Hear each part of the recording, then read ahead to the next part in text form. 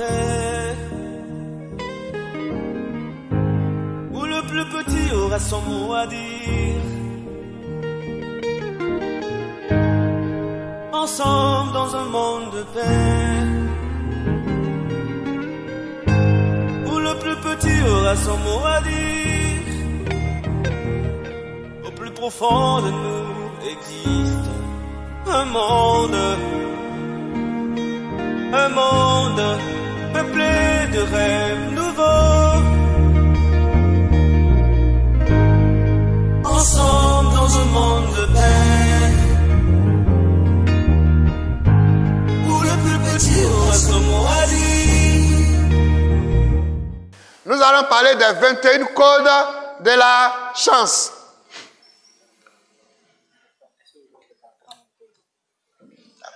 Les 21 codes de la chance.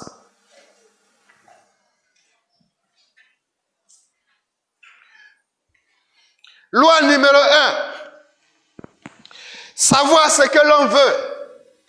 Ça, ce sont les 21 codes de la chance pour lesquels je vous ai appelé. Sinon, les 10 premiers, là, ça ne faisait pas partie du séminaire. Hein. Je vous ai donné ça cadeau comme ça. J'ai fait ça il y a longtemps, donc j'ai voulu compléter. Sinon, ce n'est pas pour ça qu'on est venu ici. Ça, c'est un rajout. Les premiers que j'ai donnés là. Ceux pour lesquels j'ai parlé à la radio, vous êtes venus, c'est de ça maintenant on va parler. Les 21 codes de la chance. Donc vous voyez que c'est gentil, non? Voilà, c'est comme ça on fait. Hein? Les 21 codes de la chance.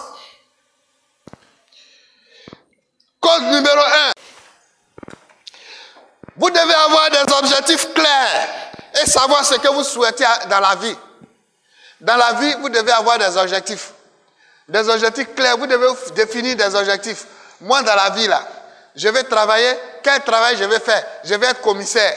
Quand vous avez cet objectif, vous allez travailler en fonction de ça pour atteindre vos objectifs. Donc, vous devez d'abord définir ce dont vous voulez pour votre vie. Vous devez avoir des objectifs clairs pour votre vie. Des objectifs très clairs pour votre vie. Règle, code numéro 1. Savoir ce que l'on veut dans la vie. Parce que beaucoup de personnes aujourd'hui ne savent pas ce qu'ils veulent. On va demander au frère qui est là, ou bien on va dire, tiens 1 million de suite, ou bien 1 milliard de suite. C'est maintenant il va commencer à réfléchir pour ce qu'il veut. Non, c'est pas comme ça les choses, c'est pas comme ça les choses fonctionnent. Vous devez savoir d'abord ce que vous voulez.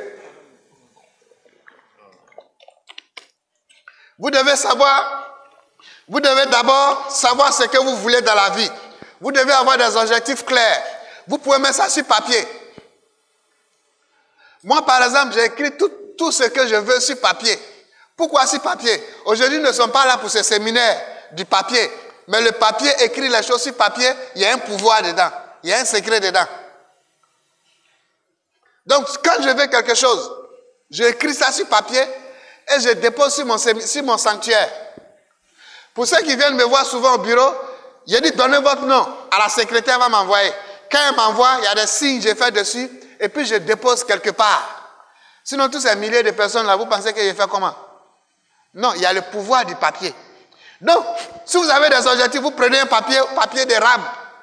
Vous écrivez ce que vous voulez dessus. Vos objectifs. Je vais être couturier.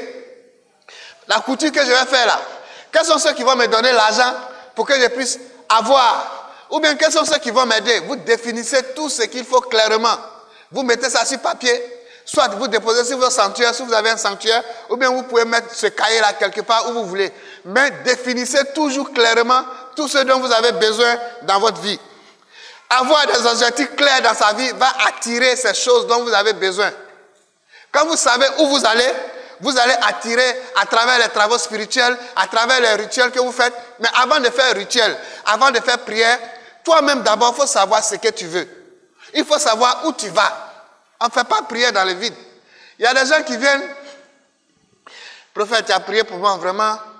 Tu as prié, mais les choses ne vont pas encore. Il dit, bon, assieds-toi. Qu'est-ce qui ne va pas?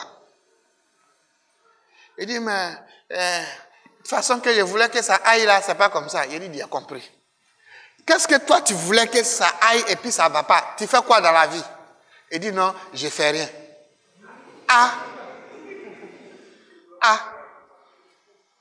Bon, toi tu fais rien.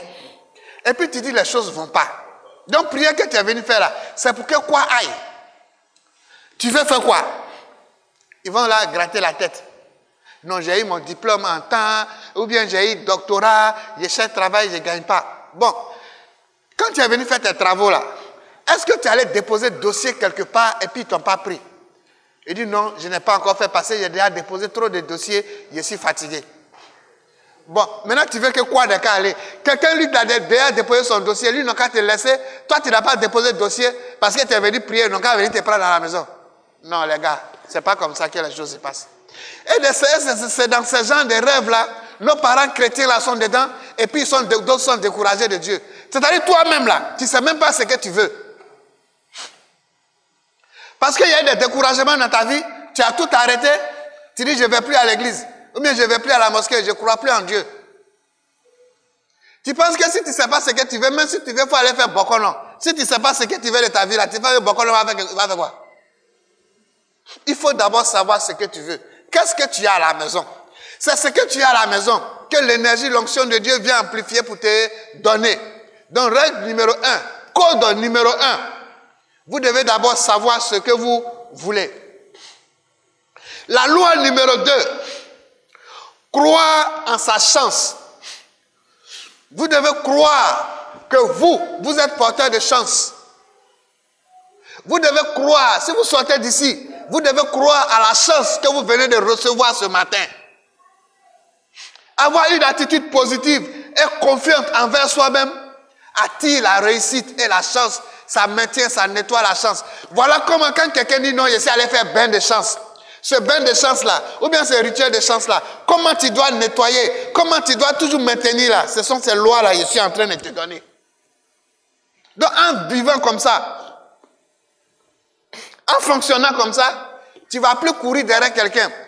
Un seul bain que tu as fait là, si tu adoptes ce comportement, c'est cette chance-là, ça va toujours s'amplifier à travers ton comportement. Donc, loi numéro 2, il faut croire que tu es porteur de chance.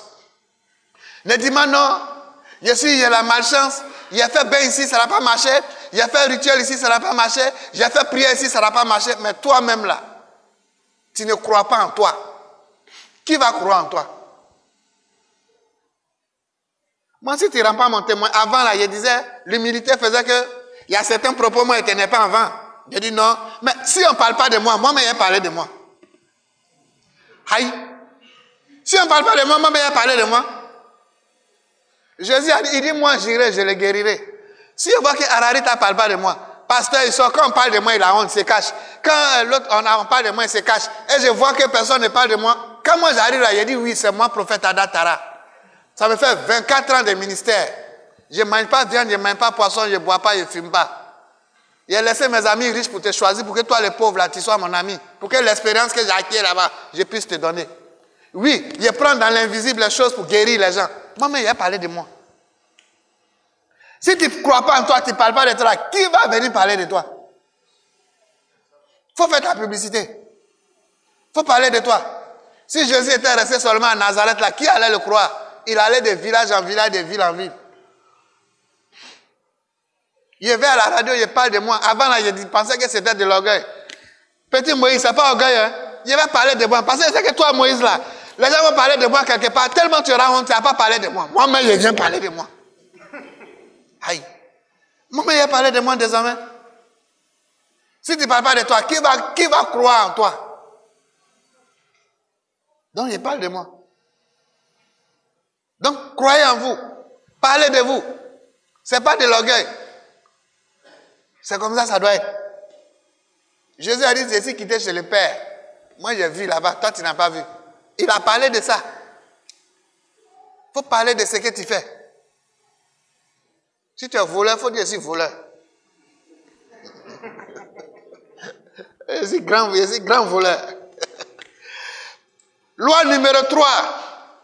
Agir pour sa chance. Prendre les initiatives et agir pour créer des opportunités. Vous devez agir pour votre chance. Ne restez pas passif. Non, je crois en Dieu. Je crois au retour de Jésus. Qui t'a dit que Jésus n'est pas venu? Jésus est déjà là. Qui a dit que Jésus n'est pas là? Jésus est là. C'est pas vous ne savez pas reconnaître Jésus. Pensez qu'il va venir sur cheval. Ou bien non, Jésus est là, il marche chaque jour avec vous. Il est dans votre cœur.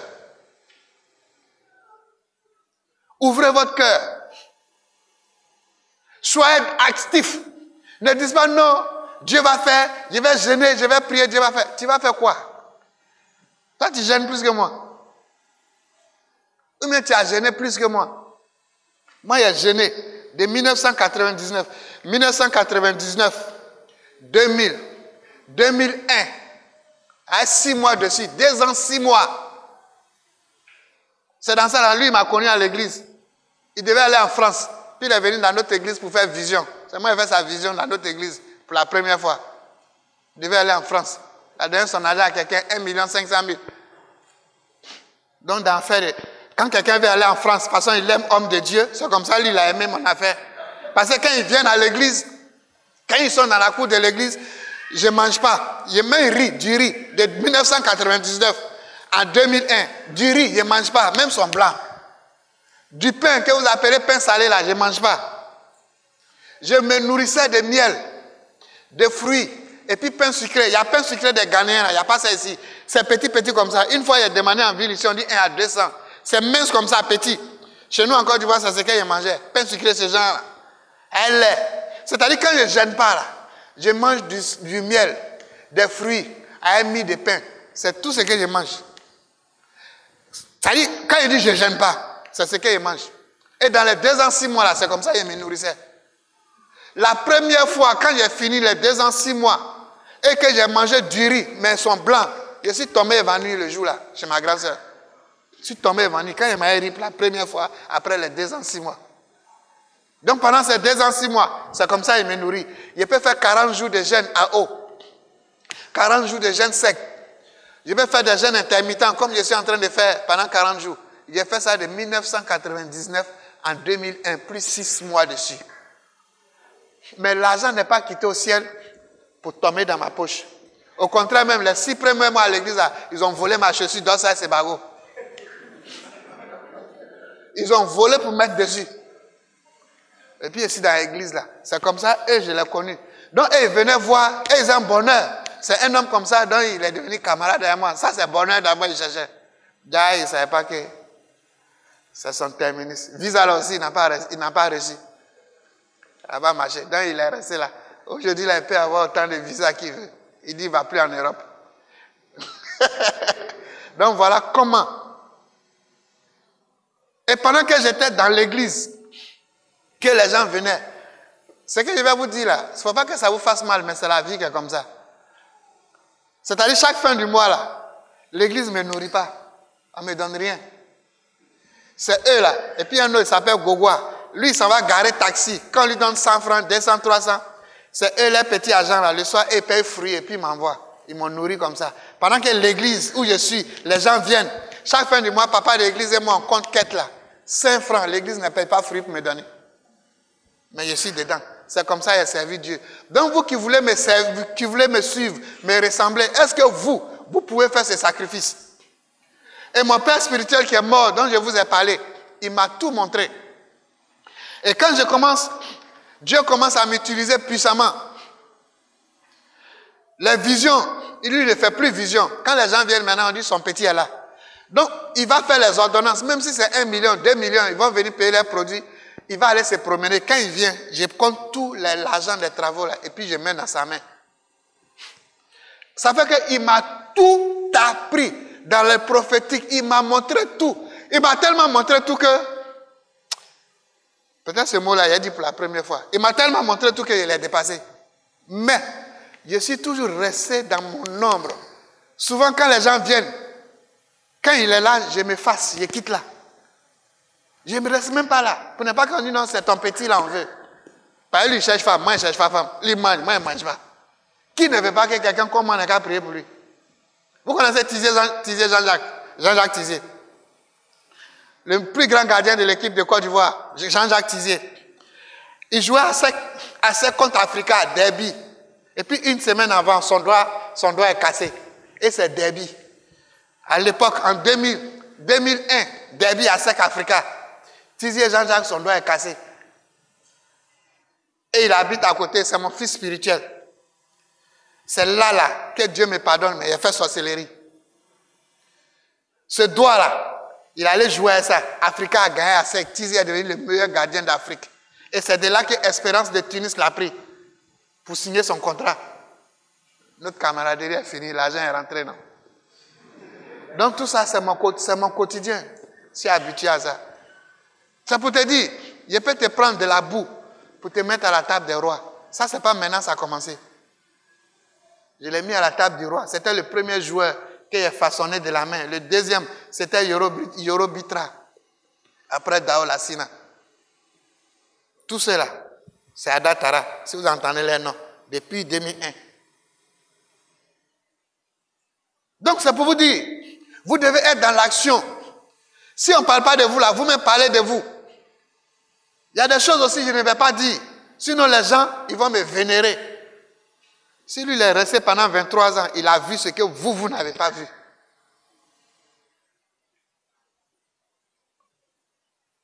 Vous ne savez pas qui je suis. Vous ne savez pas ce que je suis capable de faire au nom de Jésus. Même les 1 tiers là. Il y a des travaux depuis qu'il a quitté la Côte d'Ivoire en 2011. Je n'ai plus jamais fait jusqu'à aujourd'hui. Il y a des travaux. Je n'ai plus jamais fait jusqu'à aujourd'hui. C'est comme parmi vous qui êtes ici. Si je dis à quelqu'un un jour, viens à la maison, je vais prier pour toi. Il faut commencer à danser. Oui? Si je dis, viens chez moi, je vais prier pour toi. À la maison, il faut danser. Parce que je vais te montrer ce que tu n'as jamais vu et tu ne vas jamais voir chez Féticheur. Je vais te montrer ça. Vous ne savez pas où vous avez mis les pieds. Ce n'est pas des paroles en l'air. Mais quand vous regardez quelqu'un qui est seul contre tout le monde, vous n'avez pas peur. On m'incite. Il n'y a pas quelqu'un qui parle mal de lui en Togo là plus que moi. Il a fait quoi de mal? Il n'y a pas un homme de Dieu qui est détesté au Togo ici plus que moi. Il a fait quoi de mal? Mais je suis là. Est-ce que je n'évolue pas? Il a fait mes dons. Est-ce qu'il y a besoin d'avoir des milliers de personnes qui me suivent? Ça là, il fait ça par passion. Moi, mes enfants, ils ne seront pas pauvres jusqu'à la 4e génération. C'est impossible. Je fais ça là, par passion. Sinon, quand vous regardez ce nom-là, ça va m'apporter quoi? Si ce n'est pas la fatigue, il va m'arrêter pendant 2 heures du temps. Vous dites, vous avez payé là. Est-ce que ça peut payer même facture de fin du mois? Rien. Donc, je fais ça là pourquoi? Par passion. Mais un homme comme ça, on l'insulte. On lui parle mal. On le rejette. Aujourd'hui, les chrétiens me rejettent. Mes propres frères chrétiens me rejettent. Les féticheurs me rejettent. On dit je suis magicien. Comment un féticheur peut moi me traiter de magicien? Ah! C'est ce côté-là qui me fait mal à Rarita. Oui, je suis au Bénin. Et puis quand Dieu m'a envoyé au Bénin, il m'a envoyé chez le chef vaudou de Cotonou là. Voici chez moi, pour ceux qui connaissent ma maison du Bénin, voici chez moi, c'est 2 mètres qui nous séparent, 2 mètres de ruelle. C'est-à-dire quand ici à la maison, je cause avec le vieux là. Maintenant, à côté là-bas, c'est le mauvais vaudou là, le vieux lui, il est au côté là. C'est-à-dire, puis je suis parmi eux. À côté là, c'est le chef des troncs. Troncs de Cotonou, les chefs là. Donc, il y a le chef vaudou, le bon vaudou, il est devant moi. Le mauvais vaudou, lui, c'est hors la loi, il est là-bas. Maintenant, le chef des troncs. Le chef des troncs, sa fille est stérile. Elle vient me voir. Son papa dit, il ne faut pas, il va venir me voir, moi ici, magicien. C'est-à-dire, tronc qui me traite, moi, de magicien. Est-ce que ça, là, ça peut sonner dans la tête des gens? Je vous parle de Bénin. Je vous parle du cœur du Bénin. Je n'ai pas dit à côté du Bénin. J'ai dit, le chef de tronc de Bénin me traite, moi, de magicien. Les chrétiens me traitent de féticheurs. Féticheurs me traitent, moi, de magicien. Bon, moi, je suis quoi maintenant dans l'affaire, là? Et j'ai prié pour elle, mon frère. Elle qui était stérile, là, elle a eu enfant. Oui, c'est moi, chrétien, dans ma main, qui est la première fille du chef de trône du Bénin. C'est moi, Dieu a fait par Jésus-Christ, elle a eu son premier enfant.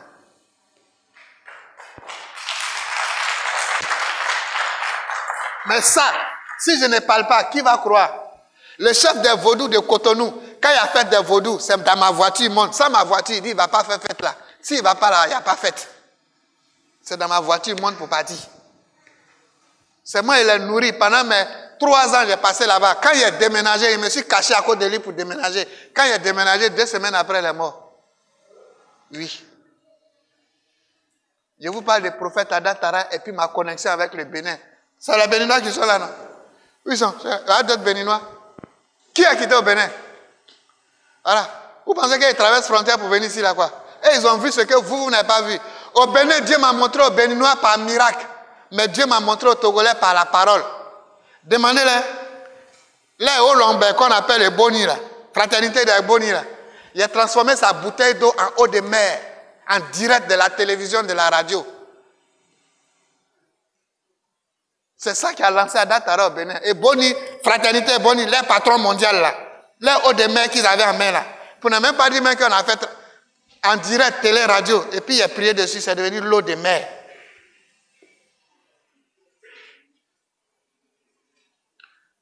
Mais ici au Togo, vous ne connaissez pas encore cette facette de moi. Vous me voyez en train de parler amour. Non. Il y a autre facette que vous ne connaissez pas. C'est pourquoi les Béninois me respectent. Ils traversent frontière pour venir ici. Numéro 4. Être ouvert aux rencontres. Vous devez être sociable. Vous devez saisir les occasions. Vous devez rencontrer de nouvelles personnes. Ne restez pas dans votre zone de confort. Vous devez aller vers d'autres personnes. Regardez, ces 2 enfants-là, ils ont fait quelque chose aujourd'hui, lui, et puis Kossi. Jusqu'à la fin de ma vie, je ne vais pas oublier ça. Et pour ce qu'ils ont fait là, si Dieu ne les a pas mis où je veux qu'ils les mettent là, Dieu et moi en fait pas là. Parce que le choix qu'ils ont fait aujourd'hui, parmi vous là, il y en a qui ne veulent pas faire ça. Pour être avec moi ici aujourd'hui là, ils ont fait un choix de vie. Alors qu'ils vont sortir d'ici là, ils vont leur donner quoi? Rien. Mais ils ont préféré venir ici que d'abandonner ce qu'ils leur donnent à manger. Que Dieu vous bénisse jusqu'à votre 10e génération. Que Dieu se souvienne toujours de vous. Qu'il vous donne tout ce que votre cœur désire. Moi, je n'ai rien à vous donner comme argent. Mais je vous donne la vie. Et je vous donne la bénédiction, la grâce de Dieu sur vous et vos descendants. Ce choix que vous avez fait, que les hommes ne peuvent pas faire, que ce choix que vous avez fait aujourd'hui, la bénédiction réjaillisse de façon instantanée, immédiate, prend effet immédiat dans votre vie. Amen. Que Dieu se souvienne de vous.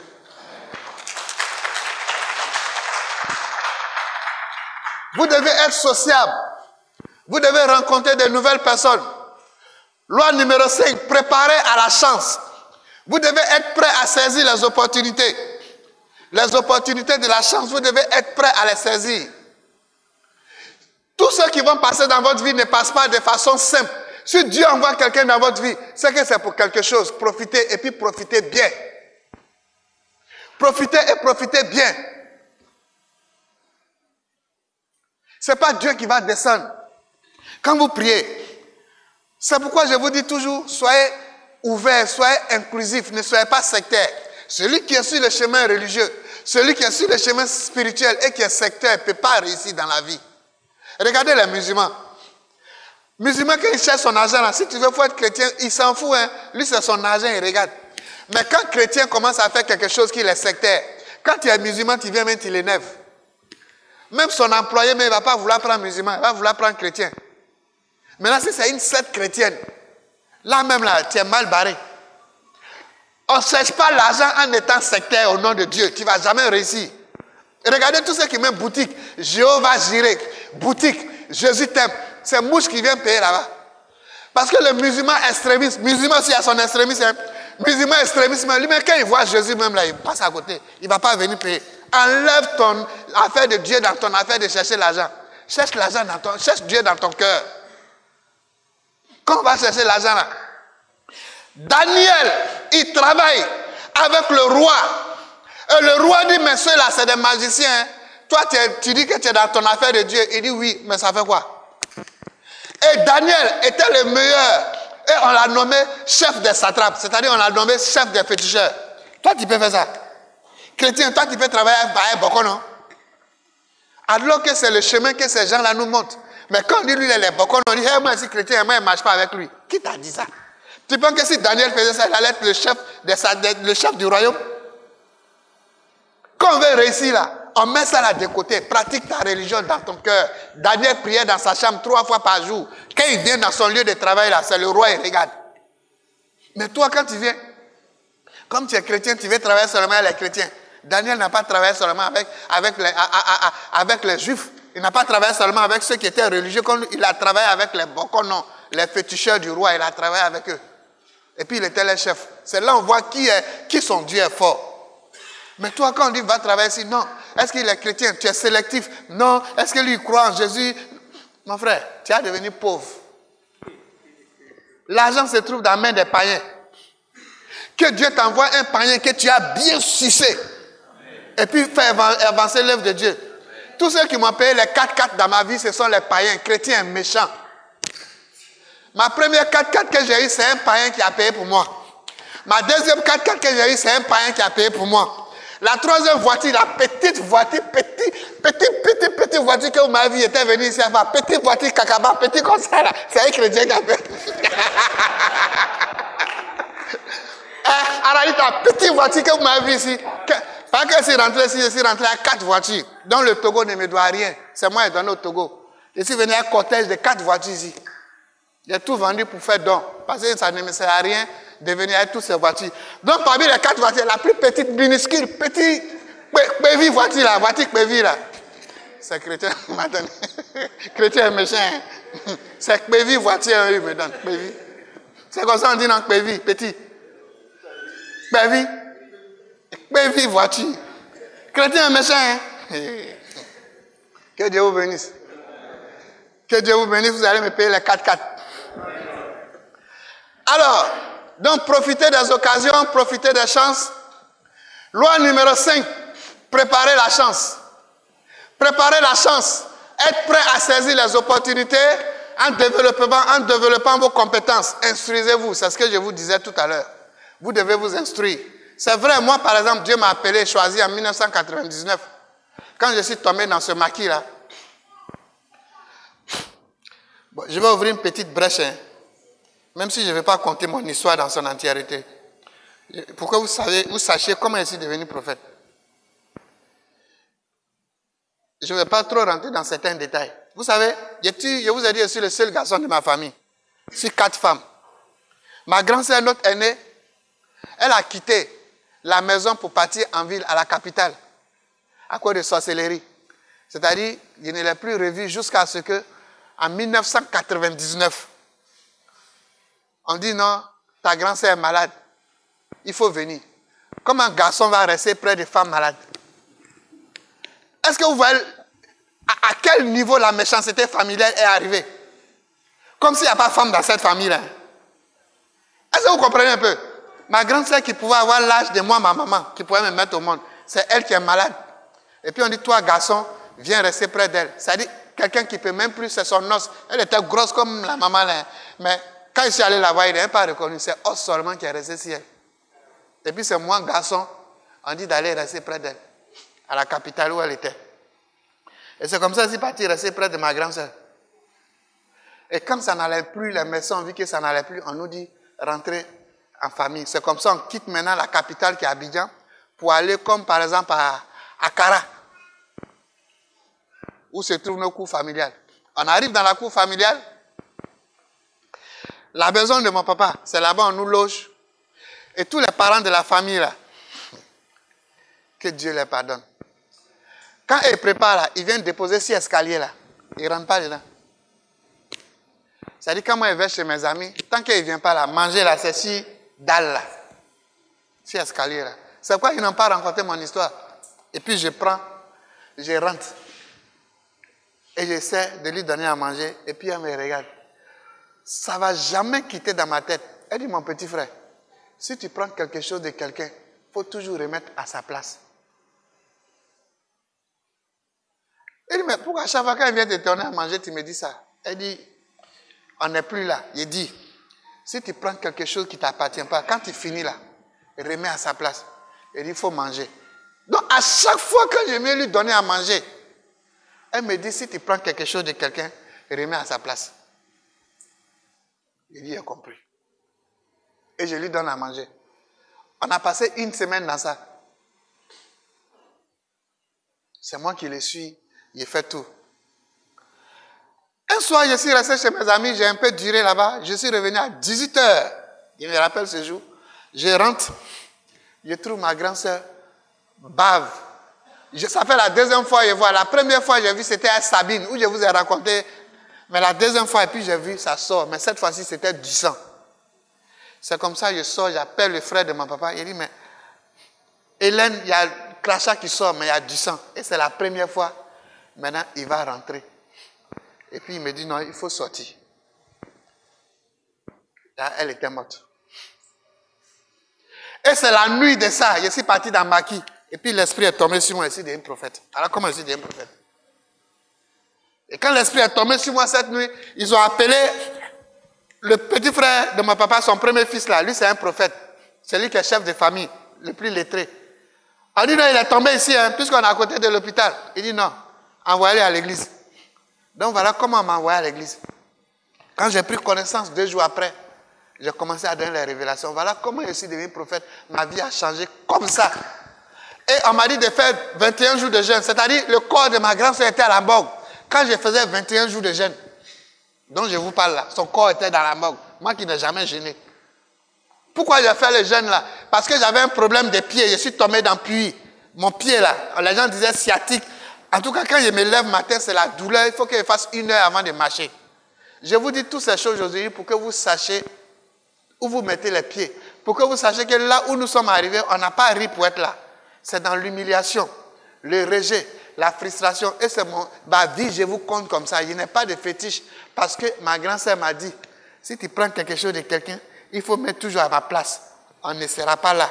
Donc, orphelin là, il sait comment il marche. C'est pourquoi les gens vont tout dire de moi dans le monde entier. Quelqu'un ne va pas dire je l'ai escroqué ou je l'ai arnaqué. Parce que je sais où je mets les pieds. Ça sonne dans ma tête. Tom, tom. Aujourd'hui, si on me met en prison, là, d'autres mains seront contents. On dit, ah, c'est bien, c'est bien. Qui va venir? Quand tu es orphelin, vous tous qui êtes ici, quand tu es orphelin, tu ne voles pas. Quand tu es orphelin, il faut être sage. Quand tu es orphelin, il faut travailler.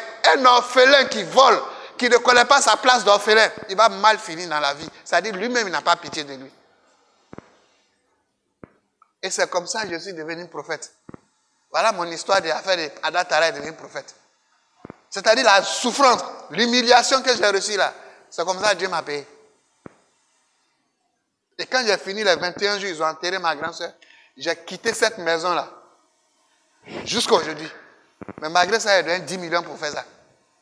Il n'a plus jamais remis les pieds là. Donc je vous dis toutes ces choses. Quand vous nous voyez comme ça, et nous sommes amour, on était déjà amour quand on était païen. Ce n'est pas aujourd'hui que je suis devenu chrétien, que je vais devenir méchant. Non, j'étais comme ça même d'ailleurs, avant. Le monde est méchant. Tes propres parents, ils vont te rejeter. Ils vont te blâmer. Quand plus rien ne va, et surtout quand tu es orphelin, j'ai les larmes aux yeux, je n'ai pas envie de pleurer. Ça, c'est le détail que j'ai survolé. Si je veux vous parler de ma vie, vous allez sortir ici, tout le monde en pleurant. Ou bien d'autres même vont vouloir me vénérer. Je ne veux pas qu'on me vénère. Et un homme comme ça, tu l'insultes. Tu ne sais même pas qui il est. Tu ne sais même pas comment il est né, comment il est devenu prophète, et puis qui il est. Vous pensez que les choses mystérieuses, là, ça n'existe pas encore? Ça existe bel et bien. Mais il y a certains détails que je ne vais pas vous donner. Que Dieu vous bénisse. Moi, j'ai fini ma mission. Du jour au lendemain, chaque fois, il peut mourir, il peut partir. Parce que je vous ai donné un mantra. Dieu m'a permis de vous donner un mantra, de vous donner les 21 codes que le livre va sortir bientôt. J'ai accompli ma mission. Dieu m'a tout donné dans la vie. Tout, jusqu'à l'accomplissement. Dieu m'a tout donné. Donc, je ne vois pas encore, il va faire quoi pour plaire à qui que ce soit.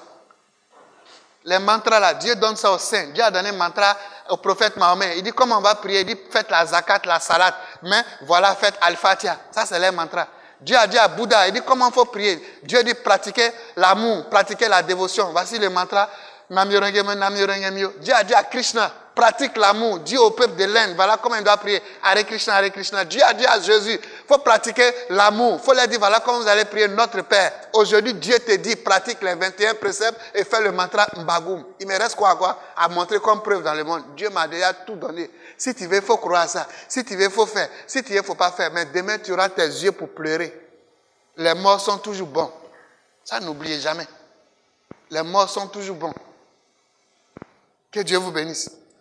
Que la paix de Dieu soit sur vous. Excusez-moi si je vous ai rendu froid avec tout ça, mais c'est ce qui doit être dit. Si eux ils ne parlent pas de toi là, toi-même, il faut parler de toi. Loi numéro 5. Loi numéro 6. Reconnaître les signes.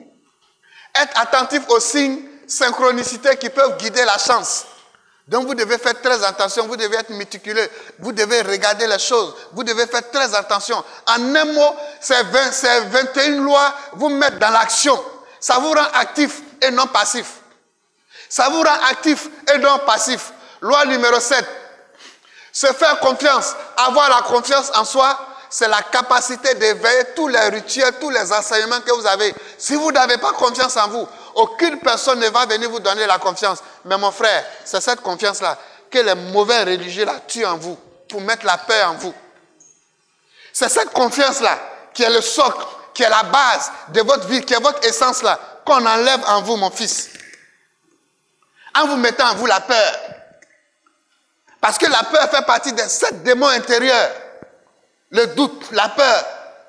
Aujourd'hui, les gens ne vivent plus, ils vivent comme des zombies. Même Kafar va passer, ils ont peur. Parce que le film Ibolé a montré que dans Kafar, là, il y a sorcier. Aujourd'hui, vous n'avez plus confiance en vous, vous avez peur. Vous avez perdu la confiance, qui fait même que vous ne pouvez même pas aller au village. Vous ne pouvez même pas donner des dons à des parents au village. Vous ne pouvez même pas donner 5 francs à quelqu'un parce que vous avez peur. Vous manquez de confiance, de sérénité. Vous êtes des tombeaux vides. Vous êtes des morts qui accompagnent des morts parce que vous n'avez plus confiance en vous. Vous avez la peur en vous. Non. Dieu doit mettre la notion de la foi en Dieu, doit cultiver en vous la crainte de vous-même, la confiance en vous-même. Mais vous avez perdu confiance en vous à cause de la peur qu'ils ont mis en vous. Vous avez peur de tout. Ça fait que vous ne pouvez plus faire du bien aujourd'hui. Vous ne pouvez plus aller dans d'autres choses. Vous qui êtes venus ici, ceux qui ont parlé mal de moi, qui vous ont dit non, n'allez pas là-bas. Vous êtes venus depuis ce matin, vous avez entendu quoi de mauvais que je suis en train de vous dire? Si ce ne sont que des choses vertueuses pour vous mettre sur le chemin. Donc, si vous n'avez pas confiance en vous, vous ne pouvez pas changer de pêche. Vous ne pouvez pas aller voir dans des nouvelles choses. Vous n'allez pas pratiquer d'autres choses. Ayez confiance en vous. Loi numéro 8. Cultivez la gratitude. Être reconnaissant pour tout ce que la vie nous donne. Quand vous vous réveillez le matin, dites Dieu merci pour tout ce que j'ai reçu. Et je vais recevoir. Rendez grâce à Dieu. Remerciez Dieu pour le souffle de vie. Ne serait-ce que le souffle de vie.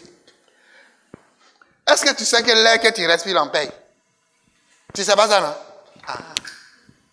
Tu sais que l'air que tu respires là, tu sais qu'on paye ça? Il y en a qui ne savent pas qu'on paye l'air. C'est pas être en bonne santé, tu ne sais pas. Mais quand l'air va manquer en toi, et puis on va t'envoyer à l'hôpital, là, on vend 1 kilo, 1 heure à 8 000 francs. 8 000, l'air là, 1 heure à 8 000. Maintenant, il faut multiplier 8 000 par 24 heures. Combien de temps tu vas passer par là-bas? Donc l'air que tu respires chaque matin, quand tu respires gratuitement, il faut dire Dieu merci. Donc apprenez chaque matin dans votre vie la gratitude, la reconnaissance. Vous devez dire merci, même si on te donne 5 francs, vous devez dire merci. J'ai connu une femme dans ma vie que je ne vais jamais oublier. Elle, là, quand tu lui donnes fleurs, c'est-à-dire elle va te dire merci matin, elle va te dire merci à midi, elle va te dire merci le soir. Par contre, il y en a aussi, il y a connu là. Tu leur donnes voiture même là, merci. Et puis c'est fini. Voiture, hein, on dit merci. Là où on dit merci, là, c'est fini. Hein. Dans la journée même, tu attends même là. C'est, hey, pourquoi tu as fait ça? Hey, pourquoi tu as fait ça? Hey. Mais l'autre, fleur que tu as donnée là, elle va te dire merci matin, merci à midi, merci le soir. Quand c'est comme ça, là, désormais, tu payes boucle d'oreille en or et puis tu viens, tu lui donnes. Quand tu donnes boucle d'oreille en or massif, même là, oh! À midi, merci. Même dans le téléphone, merci. Ça encourage, c'est encourageant. Si nous, les hommes, merci nous fait du bien. Imaginez Dieu. Donc, vous devez apprendre la gratitude et dire merci, même à ceux qui vous font du bien. Même si c'est 5 francs qu'ils vous ont donné, même si c'est un service qu'ils vous ont rendu, dites merci. Rendez grâce à Dieu. Si nous autres, on aime merci et Dieu, qui n'aime pas bonheur? C'est vrai, on dit n'attends rien en retour, mais n'attends rien en retour, excusez-moi, ça c'est dans le cahier. Hein. Nous tous là, on attend qu'on nous dise merci. Qui n'aime pas merci? Aïe, merci c'est bon. Vous les sœurs qui êtes ici là. Mais si votre mari, votre chéri vous a donné un carreau de sucre, dites merci matin, merci à 16h, merci à 17h. Demain, elle va chercher bœuf pour vous envoyer. Mais vous faites comme d'autres, on leur donne voiture pour dire merci. Même vélo, prochainement, tu n'as plus à voir. Que Dieu vous bénisse. Apprenez la gratitude. Apprenez à dire merci à la vie. Pour le souffle de vie que tu nous as donné.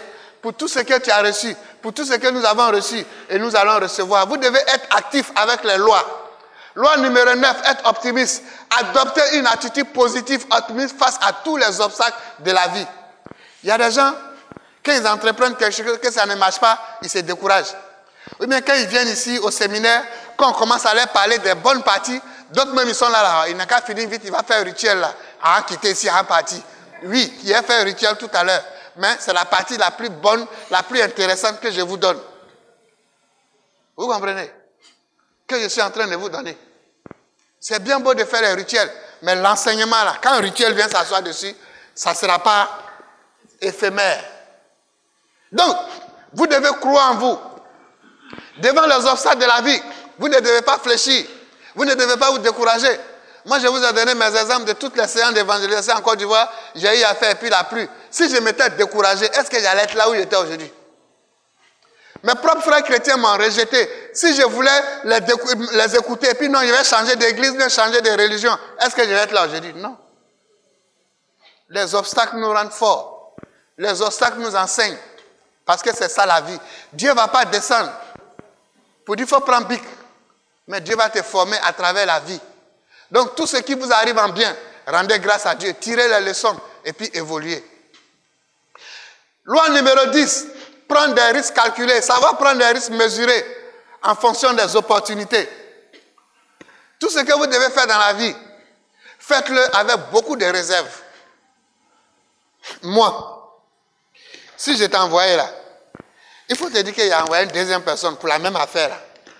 Ah, non, moi je n'ai pas confiance à quelqu'un. C'est la vie qui m'a rendu comme ça.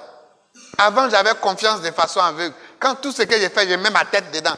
Parce qu'il me dit, puisque je n'ai pas grandi dans la méchanceté, j'ai grandi, c'est pas comme pour dire non, dans notre famille, quand on mange, l'autre a son assiette, mieux l'autre se lave avec savon. Je n'ai pas grandi dans ça. J'ai grandi où tout appartient à tout le monde. Où tout était un paradis, mais je ne savais pas que ce paradis allait disparaître tôt.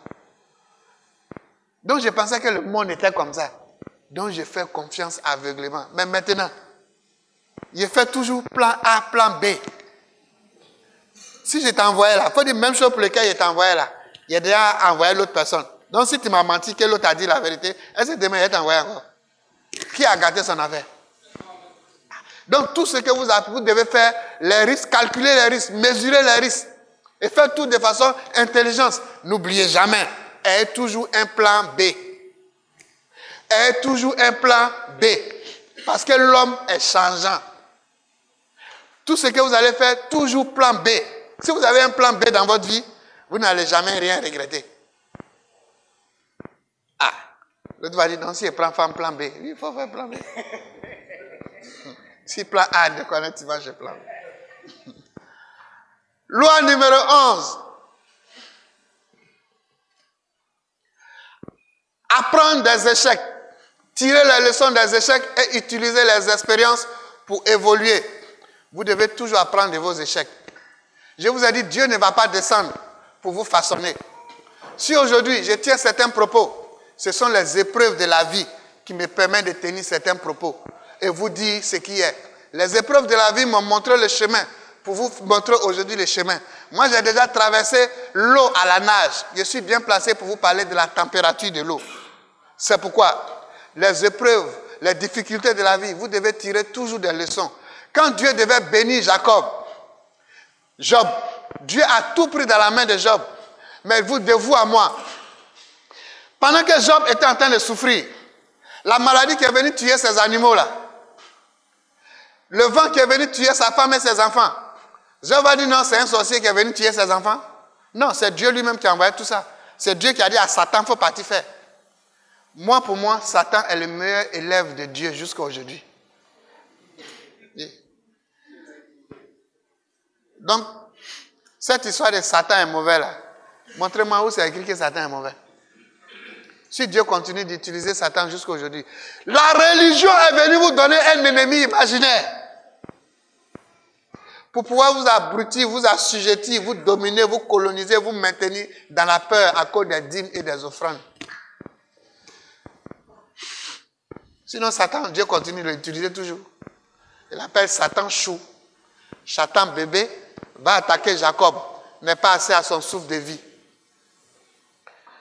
Il dit Satan chéri, Satan chouchou, mon fils préféré, va accomplir cette mission.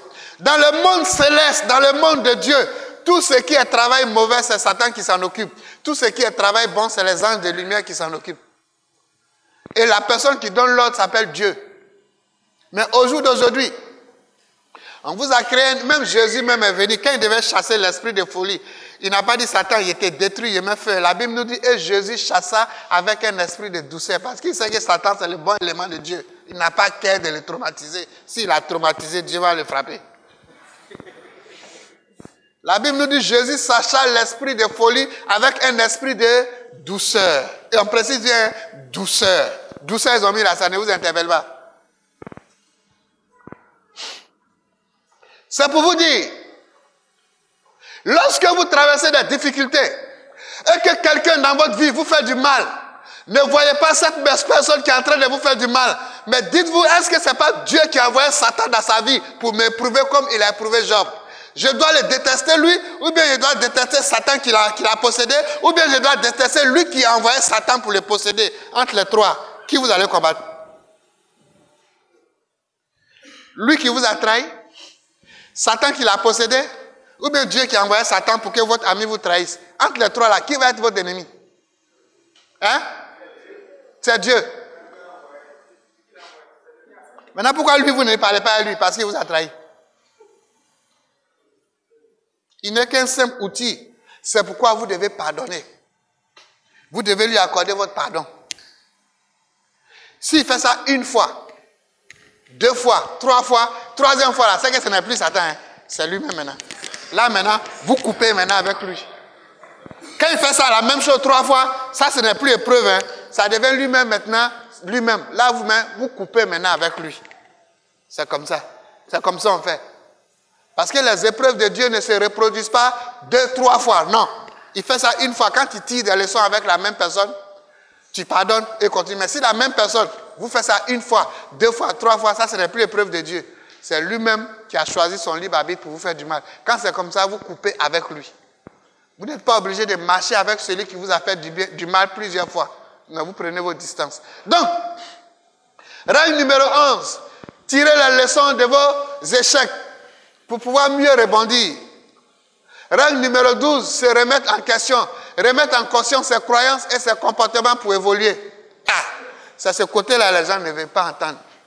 Ce n'est pas parce que je vous ai dit quelque chose au nom de Dieu que vous allez prendre ça comme parole d'évangile. On peut mettre l'ivraie dans le champ de blé. Aujourd'hui, la parole de Dieu qu'on appelle l'évangile est tronquée.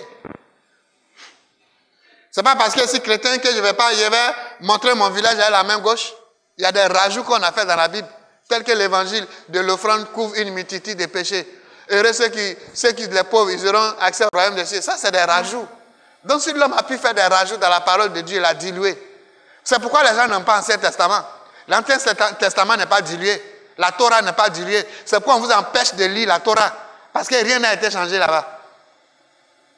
Sur le concile de Nicée, il y a eu deux changements fondamentaux que je viens de citer. Donc, si ça a pu être fait, donc ce que je vous dis, vous ne devez pas prendre ça pour parole d'évangile. Et c'est tout ça que je dis, on me dit, il faut prophète, il faut pasteur. Je m'en fous, il y a simple. Cherchez l'argent. Gagnez l'argent. Oui. L'offrande couvre une multitude de péchés.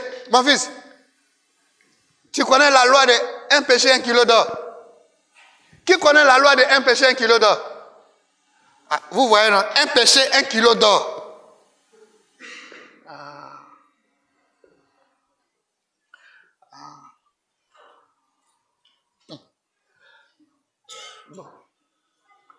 Quand il parlait encore, Kossi, déballé. 1 péché, 1 kilo d'or. Lorsque les colons sont venus ici en Afrique, c'est pas ça fait honte, les gens ne parlent plus de ça, sinon c'est là.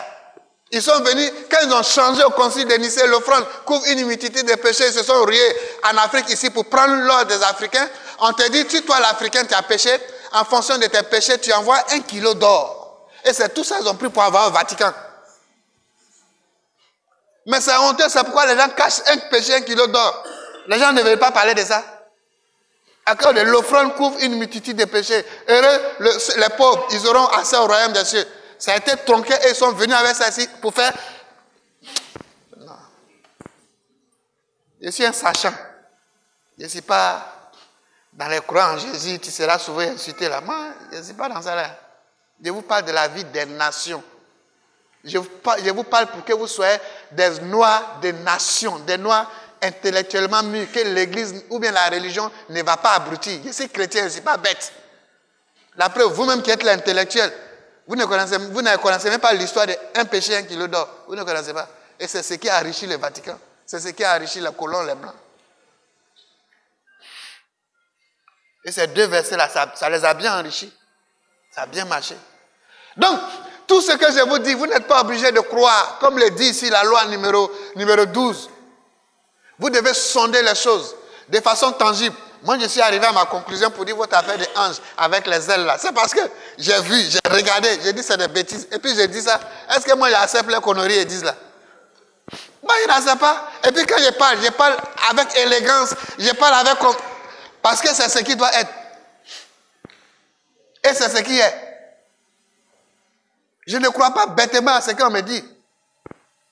Donc si on vous parle des choses au nom de Dieu, sondez, regardez de façon tangible. Ne mettez pas votre tête dedans pour croire, parce que l'autre a dit, il y a une religion ici, dans le monde là, et ils ne lisent pas les livres saints. C'est ce que les dévanciers disent, ils croient. Ça c'est quoi ça? Si Mao, il croit. Il ne ment pas, il croit. Mais pour dire, ils vont prendre le temps pour lire là. Il ne peut pas lire. Non. Faites très attention. Ne soyez pas des chrétiens moutons. Loi numéro 13, être persévérant. N'abandonnez pas facilement. Persévérez malgré les difficultés. Vous devez persévérer. Moi qui suis votre papa là, je suis un guerrier. Hein. Je ne lâche pas comme ça. C'est vrai que je suis très sensible. Il n'y a pas quelqu'un qui est plus sensible que moi. Même quand Kossi, je l'écris et puis il ne me répond pas jusqu'au lendemain là. Je suis fâché, mes cheveux sont dressés comme ça. Parce que je suis très sensible. Mais dans cette sensibilité là, il n'y a pas quelqu'un qui est courageux plus que moi. Non.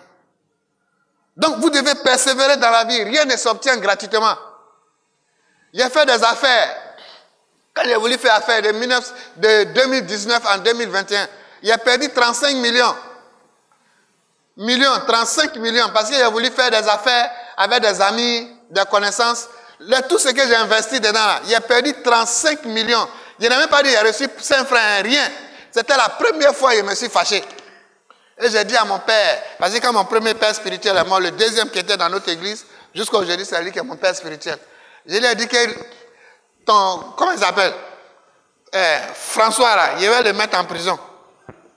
Bon, prison, il a dit ça, c'est pas que mais j'ai dit je vais le frayer.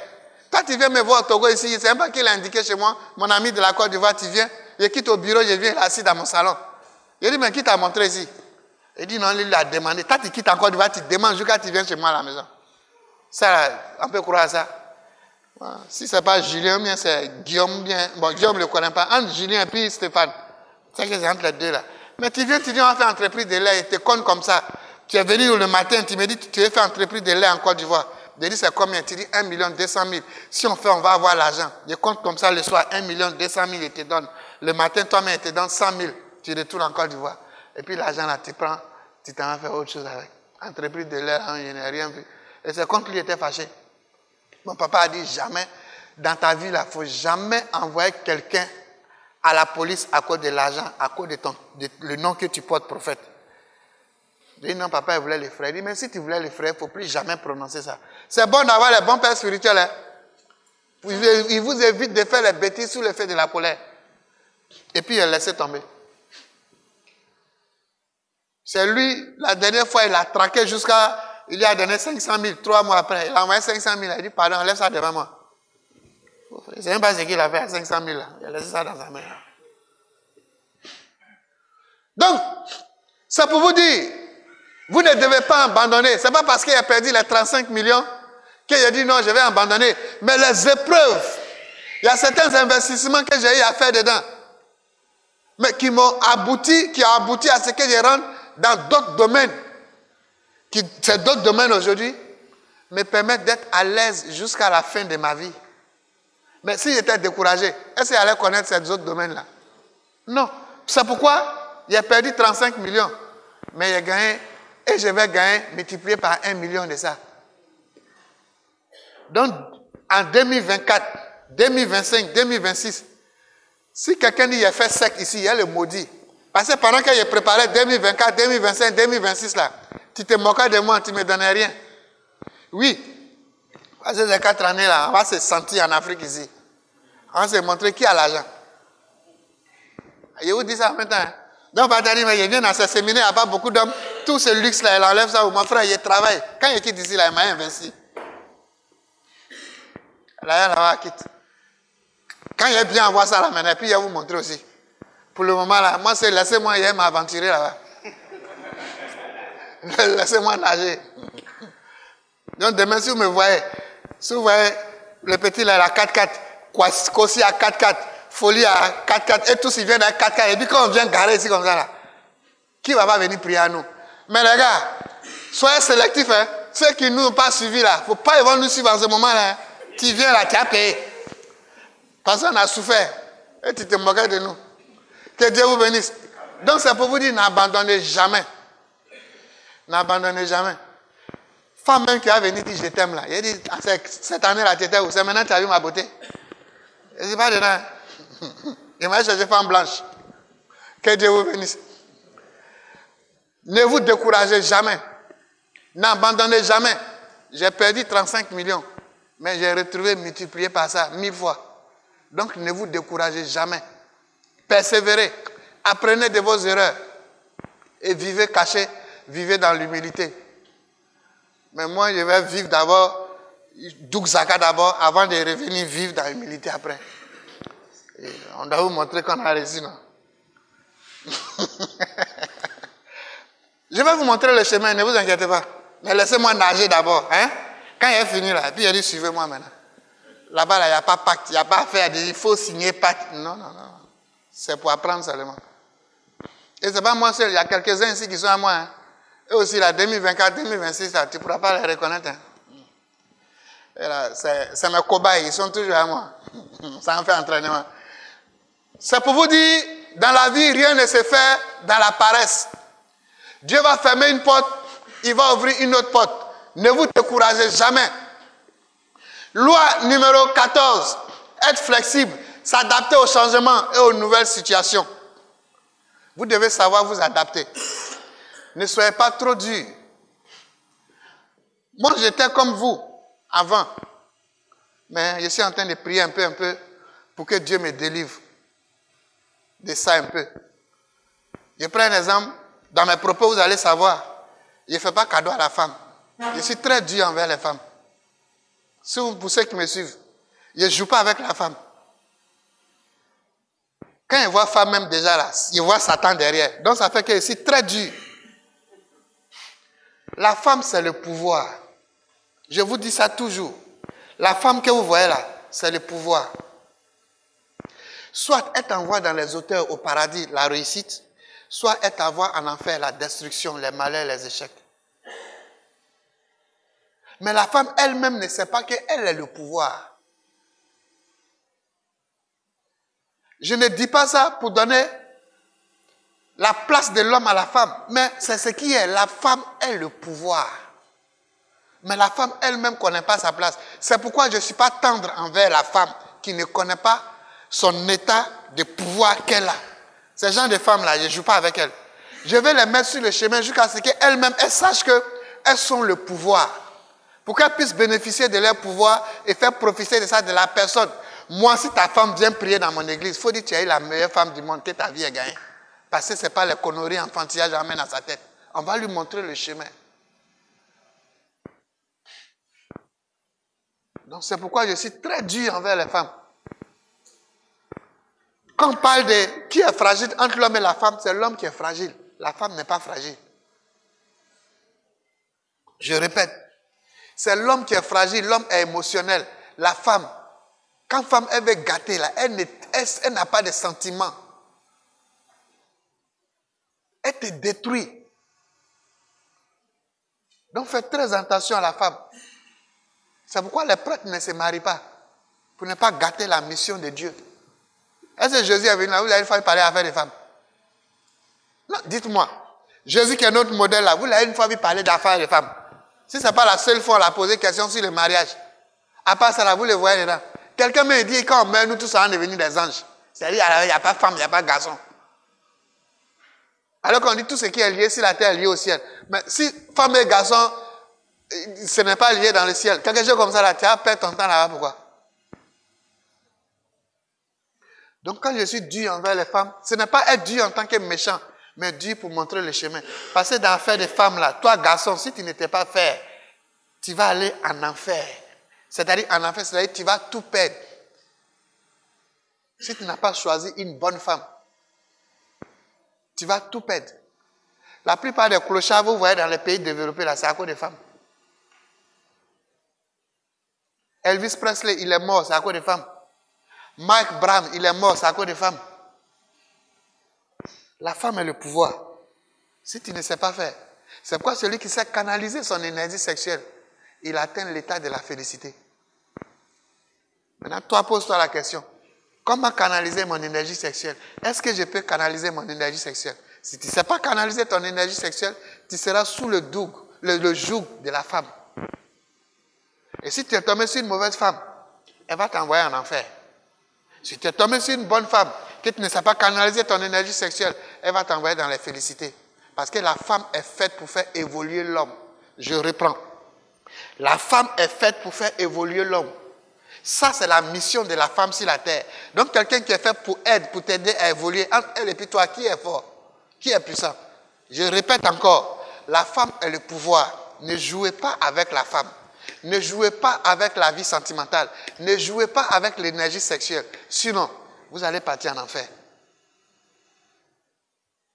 Mais le problème, les hommes qui connaissent l'évolution du monde, sachant cela, ils sont en train de divertir la femme dans les abrutissements que vous voyez pour faire perdre à la femme son pouvoir de femme, tel que le mariage à la mairie. Je me limite là pour aujourd'hui. Moi, si je dois me marier, jamais à la mairie.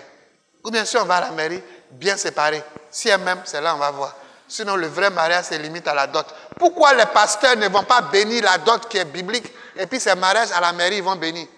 Vous avez une fois vu Blanc encourager quelqu'un dans la bonne chose?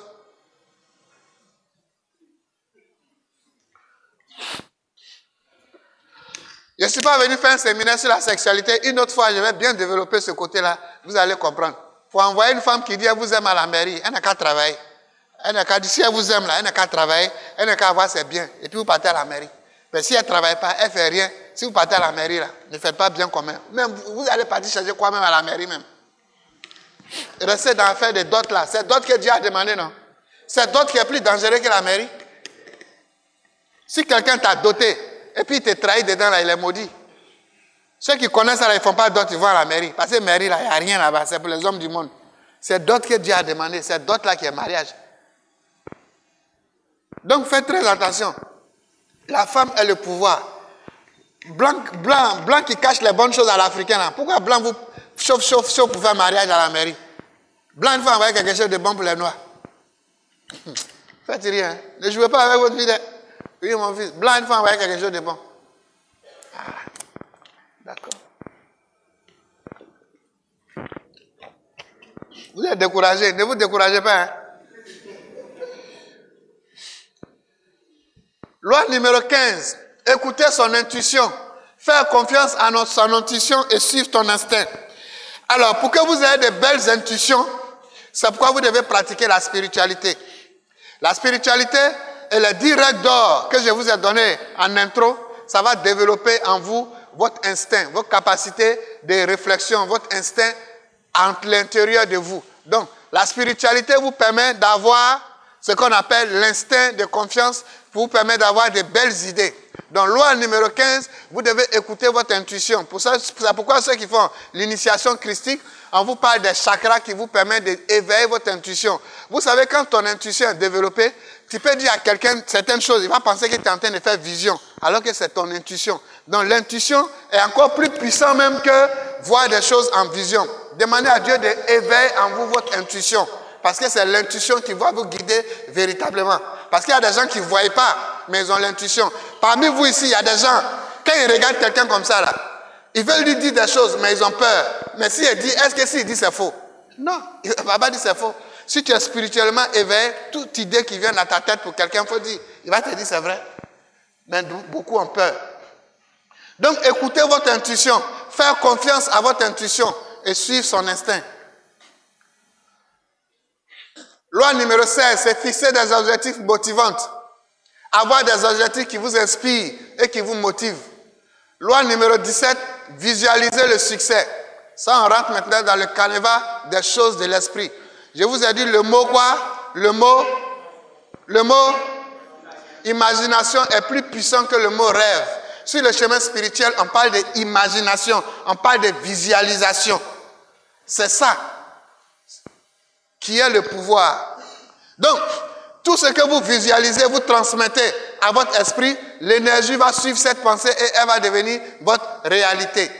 Donc, si vous êtes assis par moment, vous pouvez vous asseoir, vous visualisez. Moi, par exemple, quand ils arrivent ici dans la salle, quand les gens commencent à venir, je cause avec la secrétaire. Je lui dis, voici le nombre de personnes qu'on va atteindre. Si vous allez prendre son portable, vous allez regarder là. Je lui dis, mais elle a dit ça. Je visualise le nombre de personnes depuis des mois que je vais atteindre. Et puis je me limite à là. Et je lui ai dit, elle m'a dit non, il y a telle personne. J'ai dit attends, ça va arriver tout à l'heure, le nombre qu'il a dit là. Quand c'est arrivé, elle dit papa, tu as fait comment? J'ai dit j'arrive. Donc, le mot visualiser, vous devez visualiser ce que vous voulez et projeter maintenant votre pensée là-dessus. Ça va devenir votre réalité. Ayez l'habitude de faire ça. Vous allez voir que ça va devenir votre réalité. Donc, visualisez-vous. Soit, chacun sait ce qu'il veut, vous êtes assis, pendant 5-6 minutes, vous êtes assis, comme ça. Et vous visualisez déjà ce que vous voulez. Par exemple, si c'est une belle voiture, moi je ne connais pas trop voiture, hein, je ne connais pas les marques de voitures. Donc vous visualisez, si c'est la voiture, la maison vous voulez, vous êtes dans la maison, en train de circuler. Pendant 5 minutes, vous êtes là, vous allez voir cette image que vous avez donnée, vous allez donner l'énergie que vous appelez onction, va suivre chaque jour ça. Et puis un bon matin, ça va devenir une réalité. N'oubliez jamais de faire des visualisations. Vous êtes assis, ce que vous voulez en penser. Vous vous voyez en train de vivre ces choses dans les moindres détails. Si c'est une maison, vous voyez la maison que vous voulez. Les éléments qui vont vous produire de l'argent pour avoir ça. Vous visualisez ça. C'est-à-dire vous vous projetez dans une autre vie illusoire. Mais cette vie illusoire doit devenir une réalité dans votre tête.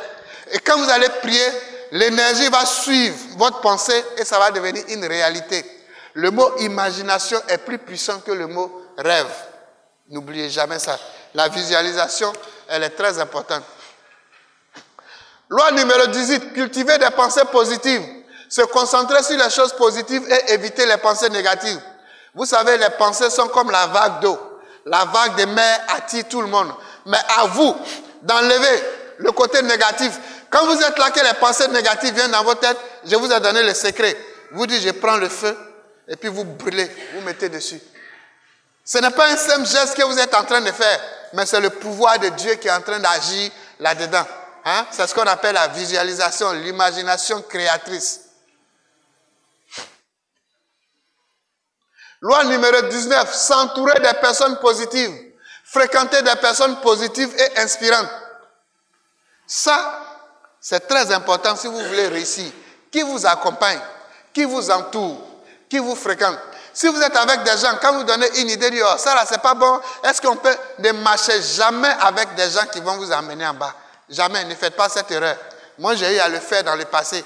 J'ai payé ça cash. Tout ce que je vous dis ici, des choses que moi, prophète Hadad, je n'ai pas expérimenté, je n'ai pas vu, je ne parle pas de ça. Si je vous parle avec foi, avec sincérité, avec conviction, c'est que tout ce que je vous dis là, c'est la vie. Marchez dessus. Sachez vous entourer. Mon fils, il faut savoir avec qui t'entourer. Sinon, tu vas gâter ta vie pour ne rien. Si tu t'entoures avec des gens, et puis je vais vous donner conseil. Je vais parler au papa là. Si tu marches avec quelqu'un qui voit sorcier partout, lui sa vie là, quand quelque chose arrive, oh c'est sorcier, oh telle personne là c'est sorcier. Pour finir là, c'est toi qui vas traiter de sorcier. Quelqu'un qui aime toujours parler de sorcellerie, quand il écoute, pour finir, il va te dire que toi, c'est toi qui es à la base de ces problèmes. Bon, le papa là, il a vécu longtemps, hein, et c'est pas s'il a vécu ça. Quelqu'un vous allez traiter de sorcier. Sinon, c'est comme ça. Si quelqu'un aime trop parler de sorcier, pour finir là, toi qui viens te confier là, il va dire toi-même tu es sorcier. Parce que les gens sont hantés dans cette histoire de sorcellerie. Faites très attention. Faites très très attention. Sorcier n'est rien. Si tu appelles de sorcellerie, il faut payer ta bague. Tout à l'heure, on va parler de ça. Sorcier là, il n'est rien. C'est pourquoi Dieu dit qu'il faut tuer le sorcier. Dieu ne dit pas qu'il faut tuer Satan. Mais Dieu dit qu'il faut tuer le sorcier. Ça ne vous interpelle pas? Dieu ne tue pas Satan. Même dans la première résurrection, deuxième résurrection, on le met en prison, on le fait sortir, on le met en prison, on le fait sortir. Il a regardé tout ça, il dit, mais ça c'est quel théâtre ça? Mais pourquoi il fait théâtre avec Satan et puis il dit de tuer sorcier? Mon frère, sorcier doit mourir. C'est quoi quand vous venez en consultation là, moi je ne parle pas beaucoup. Hein. Quand tu finis ta consultation, tu fais tes travaux, tu fais. Mais si tu fais tes travaux là, celui qui va vouloir te faire du mal, il va mourir. C'est dans ça on voit qui est homme de Dieu. Tu as dit lui là est sorcier, s'il dit c'est faux là, tu allé faire quoi? Viens, on va prier pour toi. Hein? On m'appelle? Tu es le sorcier. Moi, je vous ai toujours dit, je ne cache pas. Je ne fais pas prière pour... Si tu es venu qu'il y ait prière pour toi, que ce soit imposition des mains, que ce soit il t'a donné huile. En tout cas, tout ce qui vient de moi, que je te donne, sorcier qui t'attaque là, il va mourir. Donc là, moi, Dieu m'a donné ordre dans la Bible. Il dit, il faut tuer sorcier. C'est ça là, moi, j'écoute. Tout le reste qui est à côté là, je ne suis pas dedans. C'est ce qu'il a dit là. C'est ce qu'on fait. Donc ton sorcier va mourir. Donc il faut savoir t'entourer. Si tu t'entoures avec des voleurs, deux voleurs, le troisième voleur, ça sera toi. Si tu t'entoures avec deux djandjous, le troisième djandjou, ça sera toi. C'était comme avant. Avant que moi j'étais djandjou numéro 1, cherchais des femmes numéro 1. Est-ce que eux, quand ils cherchent femme, moi je peux les parler? Ils ne peuvent pas parler. Moi-même je cherche femme. Et puis lui cherche femme, il va lui dire qu'il ne faut pas chercher femme. Mais depuis que je suis devenu ce que je suis, même pour... Il ne peut pas. Il ne peut pas. Il sait que tu n'es pas comme ça. Donc, il ne peut même pas vous dire, ça c'est ma copine, ou bien ça... Non. C'est de l'impossibilité. C'est pourquoi vous devez être toujours un modèle. Vous comprenez? Donc, cette loi, vous devez l'appliquer à la lettre. Fréquenter des personnes positives, des personnes qui ont réussi. Tous ces enfants que vous voyez qui m'entourent ici, là, j'ai reçu quelque chose d'eux. L'autre, j'ai reçu quelque chose de lui. Qu'aussi, je sais qu'à travers lui, j'ai reçu des médicaments que je ne savais même pas que ça existait. Le petit qui est là, lui, m'a appris ce qu'on appelle, comment on appelle, la fidélité. Donc, chacun d'eux m'apporte quelque chose. Folie, lui, m'a appris ce qu'on appelle aimer quelqu'un et puis aller jusqu'au bout. Tout le monde est parti, il est resté seul. Il est allé jusqu'au bout. Je vous dis ça devant tout le monde aujourd'hui, folie. Même si prophétie de Dieu a dit là, ce n'est pas arrivé là, moi là, j'ai payé une voiture pour te donner.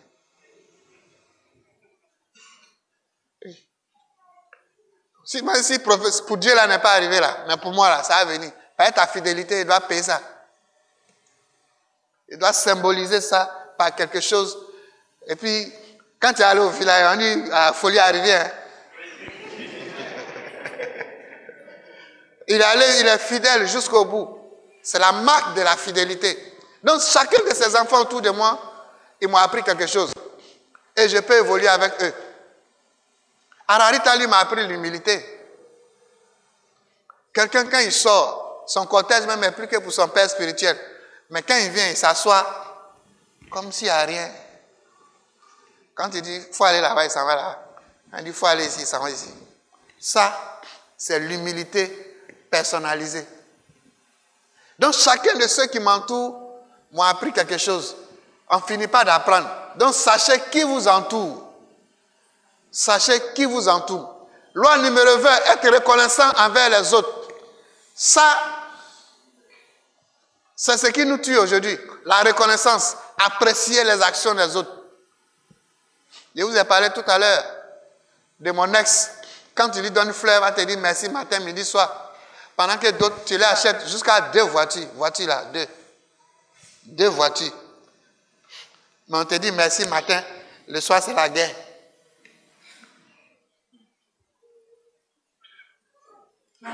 Les gens ne sont pas reconnaissants. Les gens sont ingrats.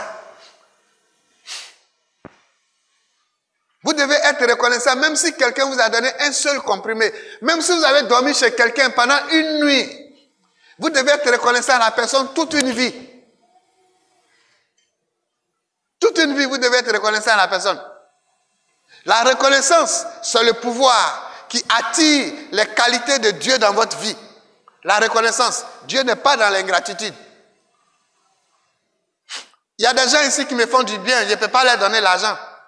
Mais quand je prie, je les mets dans ma pensée.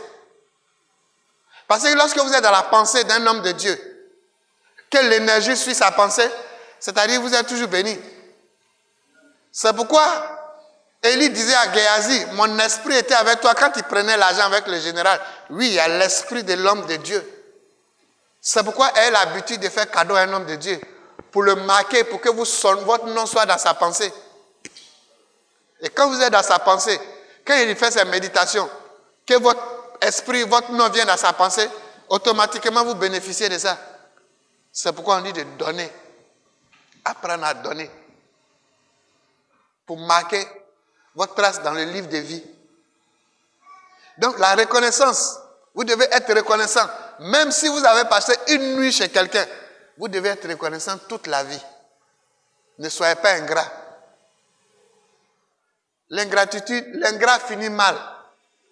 Moi, je n'ai jamais vu quelqu'un qui a été ingrat et puis il est resté béni jusqu'à la fin. Je n'ai jamais vu.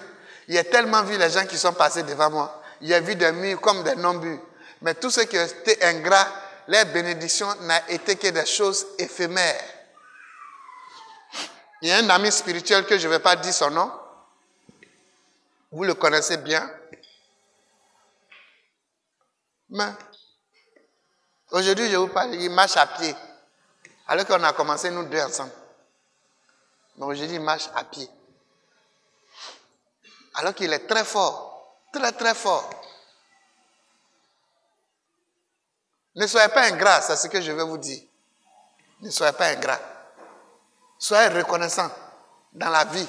La reconnaissance, c'est une vertu qui attire les anges. De la même manière, les fruits attirent les anges, les énergies des anges. La gratitude, la reconnaissance attire les anges et les faveurs de Dieu dans votre vie. Ne soyez pas ingrat. Parce que l'ingrat, il perd toujours, il ne gagne jamais. Loi numéro 21. Savourez les petits bonheurs. Appréciez les petites choses de la vie et focalisez sur le positif. Vous devez apprécier les petites choses. Vous devez savourer la vie. Moi, tu me donnes banane. Quand il me fait mes brochettes végétariennes, m'envoie, je me vois déjà à Sarakawa. Je profite de ça. Quand lui m'envoie mes 2 enfants, je les vois, je suis heureux. Il y a les petites choses qui nous rendent heureux. J'entends les gens dire non, l'argent fait le bonheur. Non. Oubliez ça, les gars. C'est un pauvre qui dit que l'argent fait le bonheur. L'argent ne peut jamais faire le bonheur. Même contribuer au bonheur, même l'argent ne peut pas faire. La première fois, quand il y a eu 20 millions, Gérard a déposé 20 millions sur la table pour moi. J'avais un petit souci avant qu'il ne parte. Il a déposé 20 millions sur la table. Les 20 millions sont restés sur ma table jusqu'au lendemain. Chez moi, on ne vole pas où. C'est-à-dire, le problème que j'avais là m'a rendu triste. L'argent ne pouvait pas me donner ce bonheur-là. Donc, quand quelqu'un dit non, l'argent fait le bonheur, c'est le pauvre qui dit ça. Non, l'argent ne fait pas le bonheur. Le bonheur, c'est un état d'esprit. Et cet état d'esprit te permet, même les petites choses insignifiantes te permettent d'être en joie. Ne confondez pas la joie et le bonheur. Tu peux être en joie pendant que tu es en train de faire un rapport sexuel. Ça ne veut pas dire que tu es heureux. Est-ce que ceux qui vont chez les prostituées, ils sont heureux? Mais quand ils sont en train de faire l'amour, ils sont en joie. Donc ne confondez pas la joie. L'argent peut te donner la joie. L'argent ne peut pas te donner le bonheur. Donc c'est l'argent et la joie dont on parle. On ne parle pas de l'argent et le bonheur. Le bonheur, c'est un état d'esprit qui te permet d'apprécier les petites choses de la vie. Alors, c'est ce bonheur-là que nous cherchons tous à travers le chemin spirituel. Le bonheur vient de l'intérieur pour s'expanser à l'extérieur. Et toutes ces lois, les 10 codes que je vous ai donnés, si la chance, les 21 lois que je vous ai données, si la chance, si vous arrivez à la maison, vous prenez vos cahiers, vous les réalisez bien, vous allez voir, vous serez une autre créature. Vous allez voir, vous serez une autre personne. Vous allez voir que vous allez changer. Vous allez voir la vie autrement. Si c'est, je vous souhaite bonne chance. On vient de finir la loi, l'enseignement sur la chance et sur les lois.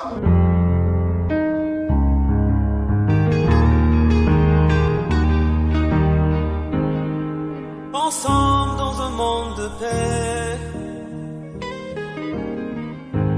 où le plus petit aura son mot à dire.